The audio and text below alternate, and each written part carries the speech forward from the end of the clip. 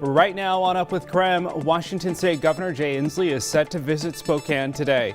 Find out why he's visiting and the community leaders he'll speak with. Local businesses are speaking up about fines they received from the state for not allowing proper COVID protocols. The L&I guy showed up and he got us for not having hand sanitizer on each person, not having a hand washing station available on the job site. This construction business incurred more than $7,000 in fines. We hear from them next. And we're going to take you outside on this sunny morning. We're going to talk about a changing weather pattern and what that means for you in the days to come. Up with KREM begins now. Hey there, good morning. Thanks so much for watching Up with KREM. I'm Tim Pham. And I'm Dana Marie McNichol. Well, today we have a very special guest in our area. Governor Inslee is making a visit to Spokane. Yeah, he plans to visit a couple of places. He's going to tour new buildings and speak with local leaders about homelessness in our community. We do have Nicole Hernandez. She's joining us now live from the Catalyst building, and that's where KREM will follow along with the governor today. Good morning, Nicole. Yeah, that's right. Good morning, guys. So Governor Inslee is planning on visiting the Catalyst building, which is right behind me here. Also, the Scott Moore Center this morning. And like you mentioned, KREM will be meeting Governor Inslee right here to follow along with his very busy day, of course. But specifically here at the Catalyst Center, these buildings are going to be showing Governor Inslee the latest in smart building technology, construction techniques, and material as well. This afternoon, he will also plan on visiting the new Hope House. Hope House 2.0, the new women's shelter we featured on Up with KREM about a month ago. The governor plans to meet with local leaders to discuss homelessness and housing.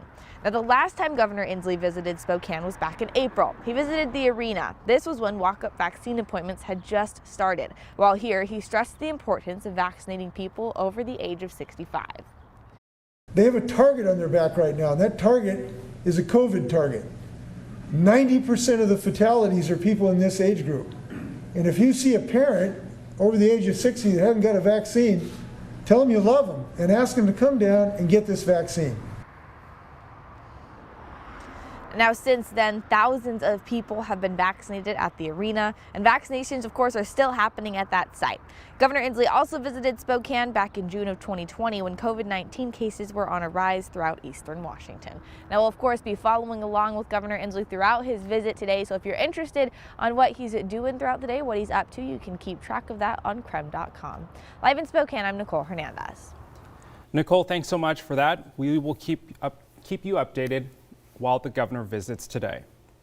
All right, it is 7:03 now. We do want to get you out the door on this Tuesday morning. Jeremy, what can we expect today? Wonderfulness. Everything. Wonderfulness. Wonderfulness. Everything. We get sunshine, we get some scattered storms, might even hear some thunder, see some small hail, maybe even a gust of wind, but none of that really poses a threat of damage. I don't think any severe weather occurs today, but what we do wind up seeing are a few storms move in. Temperatures hanging out in the 50s. 45 in Sandpoint, though, you're a little bit cooler, but 51 in Spokane and Coeur d'Alene, 57 in Moses Lake, and 55 in Wenatchee. Our temperatures are on the rise, and they will continue to rise as we move through the day. Notice we've tried to see a few clouds build in.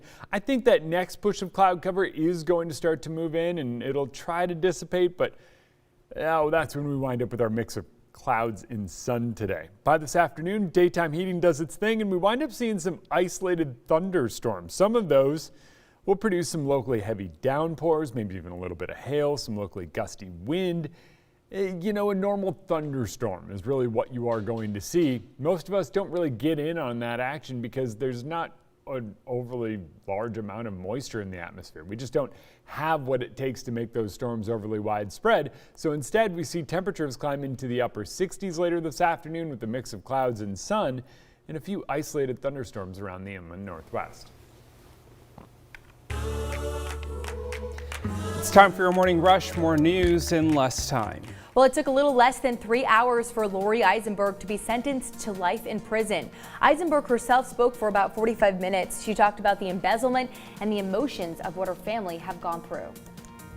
I wish so badly that I could go back and tell my family what had happened right then. It would have saved so much pain for them. I just couldn't. The judge says that he thinks Lori Eisenberg believes she did not intend to kill her husband, but the facts of the case conflict with her account. Her children also spoke at the hearing. They described her father's murder as something impossible to recover from. A Spokane County judge sentenced Anthony Fuerte to 30 years in prison. In the courtroom, Michaela Young's family sobbed softly for the young woman who meant so much to them. This is some of what her father had to say. No more Christmases, no birthdays, no grandchildren. Breaks today. That's the impact of murder of our Michaela. You stole a future generation of love. Fuerte kept his head down during most of the hearing, but before losing his freedom for the next 30 years, he did apologize to the courtroom. Well, another arrest has been made in the fatal shooting at Northtown Mall in late April. 19-year-old Cash Hansen died at the result of that drive-by shooting. A task force arrested a juvenile in connection with it in Kennewick. He was arrested without incident and is in the Spokane County Juvenile Detention Center. This is the third person to be arrested in connection with the shooting. And that's your morning rush. More news in less time. Let us know what's happening in your neighborhood by using the hashtag #UpWithKREM on social media. Well, coming up after the break, you can say these guys are the GOAT, greatest of all time. Literally. They're pretty popular everywhere for this summer, and for a good reason. They're helping clean out our city parks. Get ready for wildfire season.